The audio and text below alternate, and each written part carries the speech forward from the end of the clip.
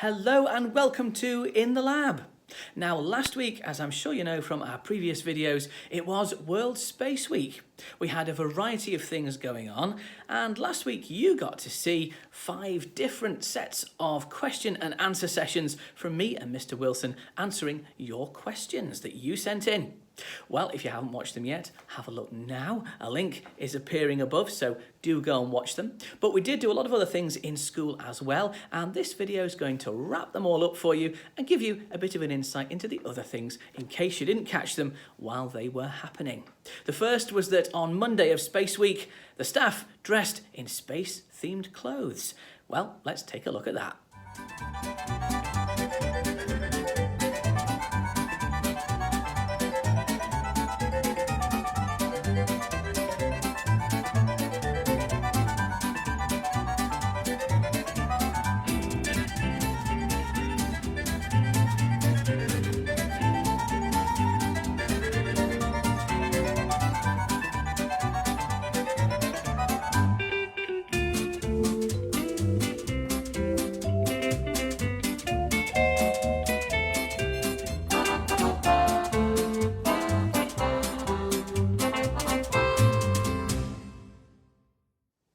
Now, we didn't just have space-themed clothes going on, we did have a little bit of dancing as well.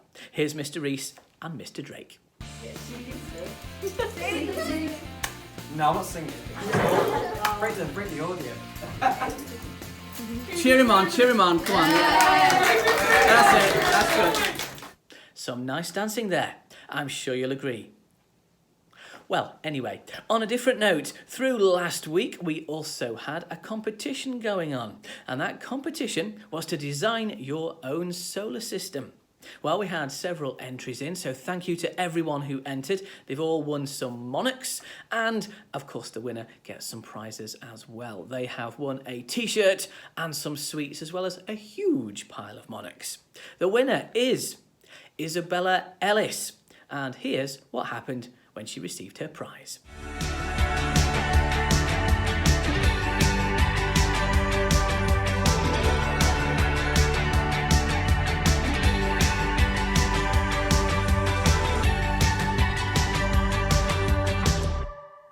Now, I'm sure you would like to see the winning entry itself, so here's a picture of Isabella's entry.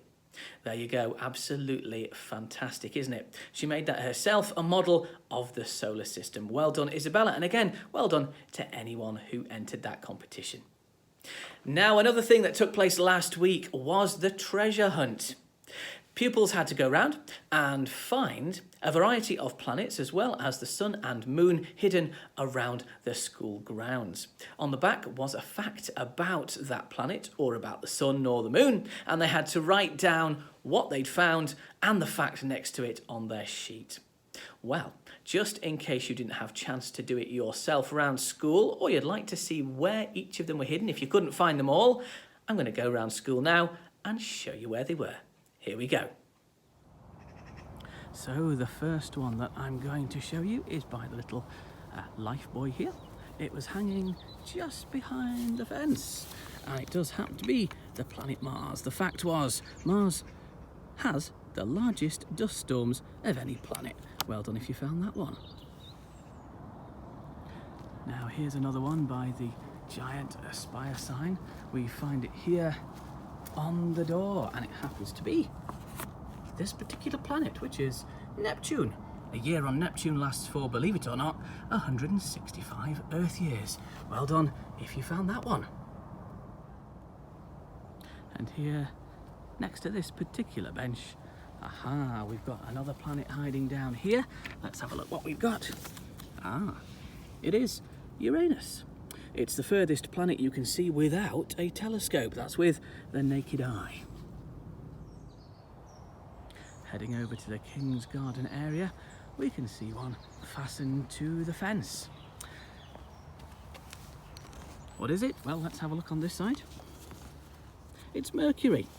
It's actually shrinking very slowly as its iron core cools and its volume, therefore, decreases. Well done if you found the planet Mercury. If you headed from the King's Garden right the way down this path, all the way to the tap on the wall, then we find a planet you might just recognise. Yes, it's the one you're living on. And the fact we wanted you to note down on your sheet on the back was the diameter of the Earth is 8,000 miles. Our next planet to find was attached, yes, to the flagpole. I think most of you got this particular one. That would be Saturn. And the fact we wanted you to find was Saturn currently has 82 moons. And that number is only increasing as more and more moons are formed from the rings of Saturn. Also near the flagpole, but just round the corner of the fence, we have the planet Jupiter. And the fact about Jupiter is this: Jupiter's the fastest spinning planet in the solar system. This next one was a little bit sneaky for those who were really dedicated at finding them. Round the back of the 3G pitch, we have attached to the fence a very small one. Here it is, hiding here. It is, of course, the moon. And the fact is, the moon is 240,000 miles from the Earth. Well done if you found this one. The next one was even tougher, I would say.